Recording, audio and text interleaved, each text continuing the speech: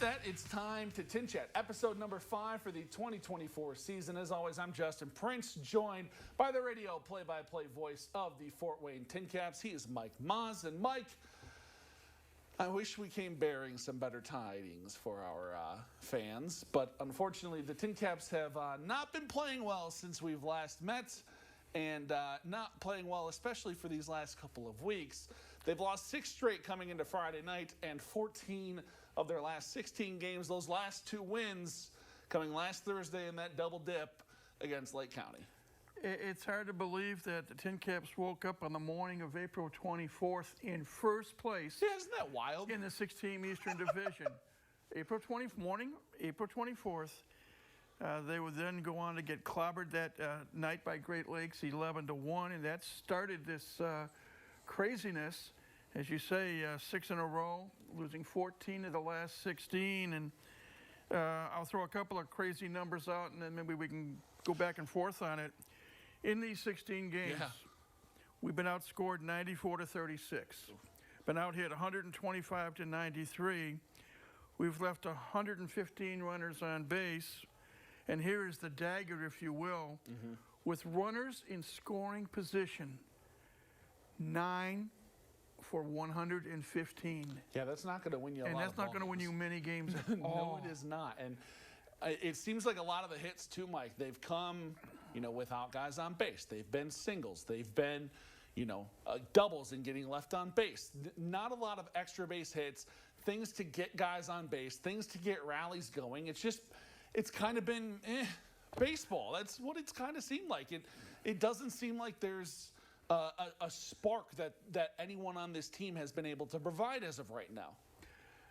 You have to admit that it looks a little bit like the beginning of 2023.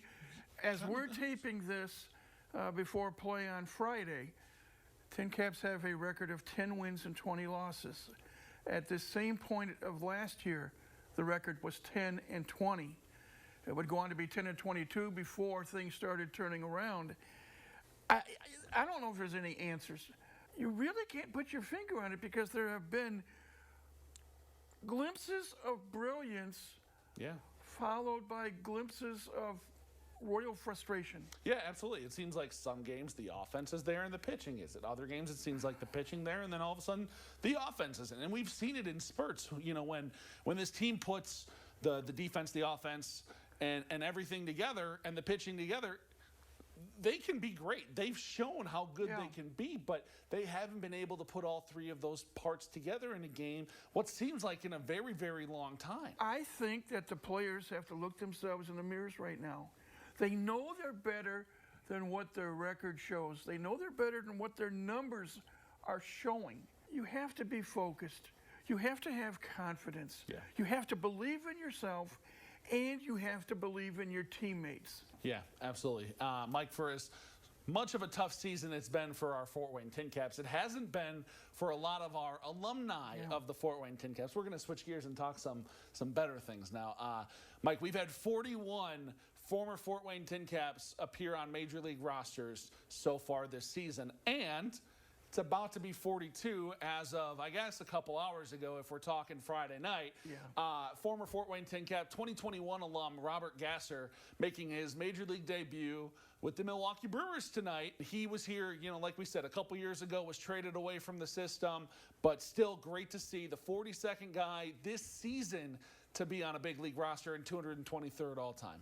Those are mind-blowing numbers. Right? They really are. 42 former Fort Wayne players currently in the major leagues. 42 this year alone, and going back to day 1 in 1993, 223. Those are tremendous numbers. And Robert Gasser, I remember him the latter stages of the 21 season before he was involved in that trade with Milwaukee. He was getting better as the second half of the season wore on. And now, because he has strung together some consistently good outings, he's getting his chance to show the entire baseball world of who Robert Gasser is, and we wish him the best of luck. Yeah, absolutely. And one other alumni, Mike, who fans may remember, who was here in the last handful of years, has had himself quite a good amount of success up in the big leagues as well. We've talked, over the last few weeks, the top 15 players to come through Parkview Field is from the Fort Wayne TinCaps.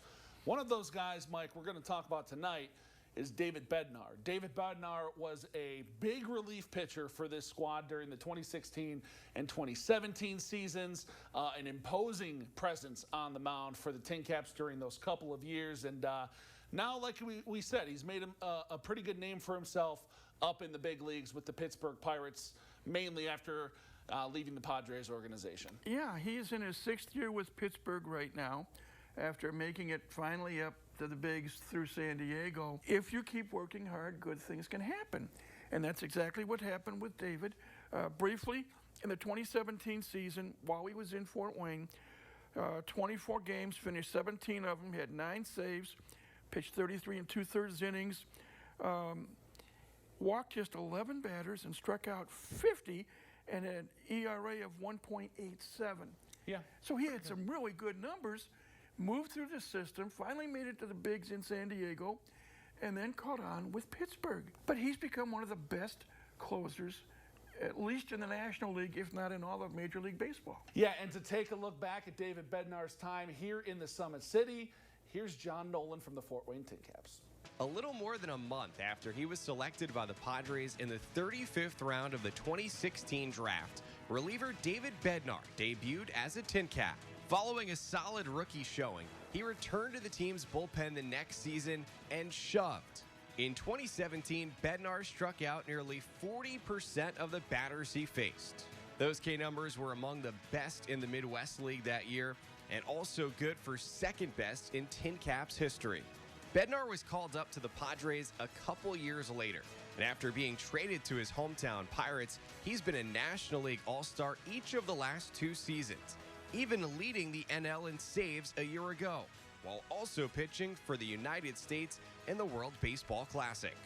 From the 260 to the show, David Bednar is a TinCaps legend. Talking now our current TinCaps team, again, struggles aside, hopefully they can finish this road trip on a positive note here over these next couple of nights, and then they come back home, and hopefully some home cooking will do them some good next week.